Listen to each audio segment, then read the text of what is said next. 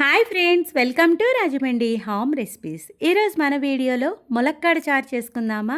ములక్కాళ్ళు already సీజనల్గా బాగా వస్తున్నాయి కదా. రెగ్యులర్గా చేసుకునే చారులా కాకుండా నేను చూపించిన స్టైల్లో ములక్కాడ చారు చేసుకోండి.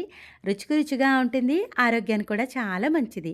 వారానికి 2 సార్లైనా చారు వేసుకొని తినడం వల్ల డైజెషన్ ప్రాబ్లం లేకుండా ఉంటుంది. ఇప్పుడైతే చారు పొడి తయారు చేసుకోవడానికి థిక్గా ఉండే ప్యాన్లో 3 స్పూన్ల దాకా కందిపప్పు తీసుకోండి. 2 స్పూన్ల దాకా ధనియాలు, 1 స్పూన్ దాకా జీలకర్ర, 1 స్పూన్ దాకా మిరియాలు వేసుకొని ఫ్లేమ్ని లో టు మీడియం ఫ్లేమ్లో పెట్టుకుని కలుపుతా వేయించేసుకోండి. చూడండి, ఇలా వేయించేటప్పటికి కందిపప్పు మనకి కాస్త కలర్ చేంజ్ అయింది కదా. దీంట్లోకి 4 లేదా 5 ఎండుమిర్చి వేసుకుంటున్నా. మీరు బాగా స్పైసీగా తినేలైతే మరి కాస్త ఎండుమిర్చిని కూడా వేసేసుకోండి. ఇలా ఎండుమిర్చి వేసుకున్నాక 2-3 నిమిషాల పాటు ఫ్రై చేసుకుంటే సరిపోతుంది. చూడండి, కందిపప్పు అనేది ఈ విధంగా మనకి కలర్ చేంజ్ అయ్యి మంచి అరోమా రావాలి. ఇప్పుడైతే స్టవ్ ఆఫ్ చేసేసి చల్లారిన తర్వాత మిక్సీ జార్లోకి వేసి మెత్తటి పౌడర్ చేసుకుంటే చారుపొడి రెడీ అయిపోతుంది. నిమ్మకాయ సైజ్ అంతా చింతపండు తీసుకుని గిన్నెలోకి కొద్దిగా వాటర్ యాడ్ చేసి చింతపండు నానబెట్టారంటే తొందరగా నాని గుజ్జు తీసుకోవడం ఈజీ అవుతుంది. ఇప్పుడు చారు చేసుకోవడానికి ప్యాన్ పెట్టి దాంట్లో కొద్దిగా ఆయిల్ వేసుకోండి.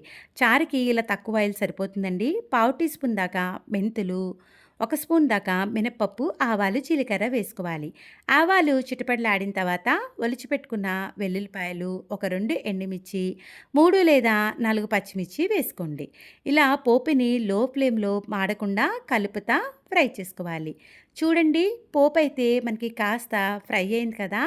మీడియం సైజ్ ఆనియన్ తీసుకొని ఆనియన్ కూడా కట్ చేసుకొని ఆనియన్ అనేది కాస్త ట్రాన్స్పరెంట్గా ఫ్రై అయ్యే వరకు ఫ్లేమ్ని మీడియం ఫ్లేమ్లో పెట్టుకుని కలుపుతా ఫ్రై చేసుకోండి. ఆనియన్ అయితే మనకి కాస్త వేగింది కదా. నేనైతే ఇక్కడ చిన్న సైజు ములక్కాయలు 2 తీసుకుంటున్నానండి. ములక్కాయలు కట్ చేసి ఈ విధంగా వేసేసుకోవాలి. క్లీన్ చేసి పెట్టుకున్న కరివేపాకును కూడా వేసుకున్న తర్వాత ములక్కాయలో ఉన్న పసరవాసన పోయే వరకు 5 నిమిషాల పాటు ఇలా కలుపుతా ఫ్రై చేయండి. ఇలా ఫ్రై చేసుకున్న తర్వాత దీనిపైన మూత పెట్టేసి ఒక 10 నిమిషాల పాటు ఆయిల్లో ఫ్రై చేశారు అంటే చారు అనేది బాగా రుచిగా ఉంటుంది. 10 నిమిషాల తర్వాత మూత తీసి ఈ విధంగా అయితే కలపండి. ములక్కాడైతే మనకి కాస్త కలర్ చేంజ్ అయింది కదా.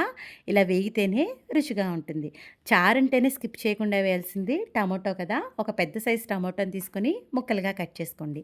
ఇలా కలిపిన తర్వాత టమాటో తొందరగా సాఫ్ట్గా కుక్ అవ్వడానికి టేస్ట్కి సరిపడా సాల్ట్ని ముందే వేసేసుకున్నారు అంటే టమాటో చక్కగా తొందరగా కుక్ అయిపోతుంది. ఇలా సాల్ట్ వేసుకున్నాక కలిపేసుకొని మూత పెట్టేసి మీడియం ఫ్లేమ్లో ఒక 10 నిమిషాల పాటు అయితే కుక్ చేసుకోండి.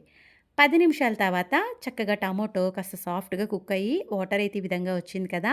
నానబెట్టుకున్న చింతపండు గుజ్జుని చిక్కగా ఫస్ట్ అయితే ఈ విధంగా వేసుకోండి. ఇలా వేసుకున్నాక గరిటెతో ఒక్కసారి కలిపేసుకొని ఒక 5 నిమిషాల పాటు చింతపండు గుజ్జుని చిక్కగానే ఆయిల్లో ఫ్రై చేసుకోండి. ఇలా చక్కగా ఒక 5 నిమిషాలు ఫ్రై చేసుకున్నారు కదా. మనం ఆల్రెడీ గిన్నెలో చింతపండుని నానబెట్టాం కదా. అదే గిన్నెతో నేనైతే 2 గిన్నెల దాకా వాటర్ వేసుకుంటున్నా. ఇలా ఆయిల్ రిలీజ్ అయిన తర్వాతే వేసుకోండి. అప్పుడు చారు బాగా రుచిగా ఉంటుంది. మీరు ఇంకా తక్కువ క్వాంటిటీలో తీసుకున్నట్లయితే తక్కువ వాటర్ వేసుకోవచ్చు. ఇలా 2 కప్పులు వేసుకున్నాం కదా. రెడీ చేసి పెట్టుకున్న చారు పొడిని 2 కానీ 3 స్పూన్లు కానీ మీరు తినే స్పైసీనెస్ని బట్టి వేసేసుకోండి. ఇలా చారు పొడి వేసేటప్పటికి మంచి అరోమా అయితే వస్తుంది. మరిగేటప్పుడు చక్కగా ఇలా కలిపేసుకోండి. కలిపిన తర్వాత మూత పెట్టేసి ఒక్క 10 నిమిషాల పాటు మీడియం ఫ్లేమ్ మీద కుక్ చేసుకోవాలి. 10 నిమిషాల తర్వాత మూత తీసి చూద్దాము. ఇదైతే చక్కగా బాయిల్ అవుతుంది కదా. ఫ్రెష్గా గ్రేట్ చేసి పెట్టుకున్న కొబ్బరి తురుము వేసుకోండి. చారు మరి కాస్త రుచిగా అయితే ఉంటుంది. కొబ్బరి తురుము వేసుకున్నాక గరిటెతో ఒక్కసారి ఈ విధంగా కలిపేసుకుని ఫ్లేమ్ని మీడియం ఫ్లేమ్లో పెట్టుకుని మరొక 5-10 నిమిషాల పాటు కుక్ చేసుకోండి. ఇలా ఓవరాల్గా 15-20 నిమిషాల పాటు చారును మరిగించారంటే బాగా రుచిగా ఉంటుంది. చారు ఎప్పుడైనా ఎంత బాగా మరిగితే అంత టేస్ట్ ఉంటుందనే విషయం గుర్తుపెట్టుకోండి.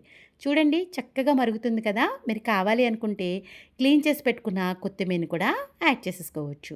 చారు అయితే చక్కగా మరిగి మనకి కాస్త థిక్నెస్ వచ్చింది. ములక్కాడ కూడా పర్ఫెక్ట్గా కుక్ అయ్యింది.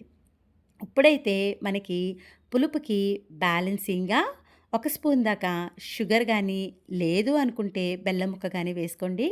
అప్పుడు చారు మరి కాస్త రుచిగా ఉంటుంది. పులుపుకి ఎప్పుడైనా కాస్త స్వీట్ ఉంటే బ్యాలెన్సింగ్గా ఉంటుంది. చూశారు కదా, ములక్కాడ చారు అయితే రెడీ అయిపోయింది. వీడియో నచ్చిందా? అయితే ఒక్క లైక్ ఇవ్వండి. మీరిలా లైక్ ఇవ్వడం వల్ల మన వీడియో ఇలాంటి మరికొంతమందికైతే చేరుతుంది. మీరు కూడా సీజనల్‌గా దొరికే ములక్కాడతో చారుని ట్రై చేసి ఎలా వచ్చిందనేది మీ అమూల్యమైన ఫీడ్‌బ్యాక్‌ని నా కామెంట్ సెక్షన్‌లో తెలియజేయండి. మీ అందరికీ నా వీడియో నచ్చిందనే అనుకుంటున్నా. Thanks for watching my video. Please like, comment, share, subscribe my channel.